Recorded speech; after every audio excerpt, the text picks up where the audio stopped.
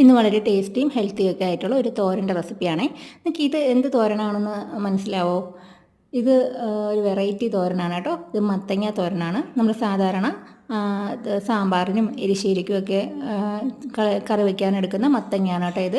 നല്ല വിളഞ്ഞ മത്തങ്ങ നോക്കി എടുക്കണം. ഈ മത്തങ്ങ നന്നായിട്ട് ഒന്ന് കഴുകി തൊലിയെല്ലാം ചെത്തിയതിന് ശേഷം ചെറിയ ചെറിയ പീസായിട്ട് നമുക്ക് നുറുക്കിയെടുക്കാവുന്നതാണ്. തോരനൊക്കെ നമ്മൾ അരിയുന്നത് പോലെ നമുക്ക് അരിഞ്ഞെടുക്കാവുന്നതാണ്.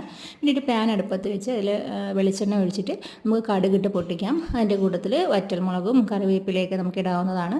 പിന്നെ ചുവന്ന ഉള്ളി കുറച്ചധികം ഇടുന്നത് നല്ലതാണ്. ഇനിയിപ്പോൾ ചുവന്ന ഉള്ളി ഇല്ലെന്നുണ്ടെങ്കിൽ നമുക്ക് സവാള ചെറുതായിട്ട് നുറുക്കിയത് ചേർത്താലും പിന്നെ ഒരു 4-5 കഷ്ണം വെളുത്തുള്ളി നീളത്തിന് അരിഞ്ഞ് അതുകൂടെ ചേർത്തിട്ടുണ്ട്.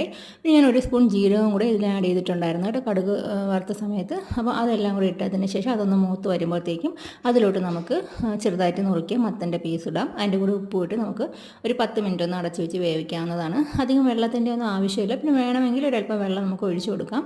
ഞാനിപ്പോൾ ഇതിൽ കഴുകി എടുത്തപ്പോൾ തന്നെ അതിലുണ്ടായിരുന്ന വെള്ളം ഉണ്ടായിരുന്നു കേട്ടോ, അതുകൊണ്ട് ഞാൻ അധികം എക്സ്ട്രാ വെള്ളമൊന്നും ഒഴിച്ചില്ലായിരുന്നു. ഇതൊന്ന് മൂടി വെച്ച് ഒരു 10 മിനിറ്റ് വെന്തതിന് ശേഷം നമുക്ക് അതിലോട്ട് മുളക് പൊടിയും മഞ്ഞൾപ്പൊടി ഇടാവുന്നതാണ്. എരിവിനനുസരിച്ചിട്ട് മുളക് പൊടിയും കുറച്ച് മഞ്ഞൾപ്പൊടി ഇടാം.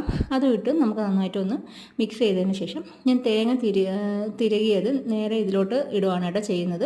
നമുക്ക് അല്ലാതെ ഇത് സാധാരണ തോരനൊക്കെ ചെയ്യുന്നത് പോലെ മിക്സിയുടെ ജാറിൽ തേങ്ങയും മുളക് പൊടിയും മഞ്ഞൾപ്പൊടിയും ജീരകവും ഇട്ട് ഒന്ന് ചതച്ചെടുത്തിട്ട് ഇടുന്നതാണെങ്കിൽ അങ്ങനെ ഇട്ടാലും കുഴപ്പമൊന്നുമില്ല. ഞാൻ സാധാരണ ഈ തോരനൊക്കെ വയ്ക്കുമ്പോൾ ഇങ്ങനെ തേങ്ങ ചതയ്ക്കാതെ മുഴുവനോടെ തന്നെ ഇടും കേട്ടോ.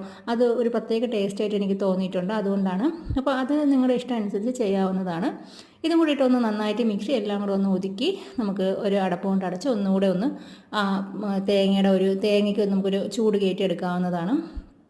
ഇതും കൂടെ എടുത്തതിന് ശേഷം നമുക്ക് നന്നായിട്ട് മിക്സ് ചെയ്തെടുക്കാം. നല്ല സൂപ്പർ ടേസ്റ്റിയും, നമുക്ക് മത്തൻ്റെ തോരനാണെന്ന് അറിയത്തേയില്ല, നല്ല സൂപ്പർ ടേസ്റ്റാണ്. എല്ലാവരും ട്രൈ ചെയ്ത് നോക്കണം. കുഞ്ഞുങ്ങൾക്ക് നമുക്കിത് കൊടുത്തു വിടാം, അവർക്ക് അറിയാൻ പറ്റത്തില്ല ഇത് മത്തനാണെന്ന്. അപ്പോൾ എല്ലാവരും ട്രൈ ചെയ്യണേ.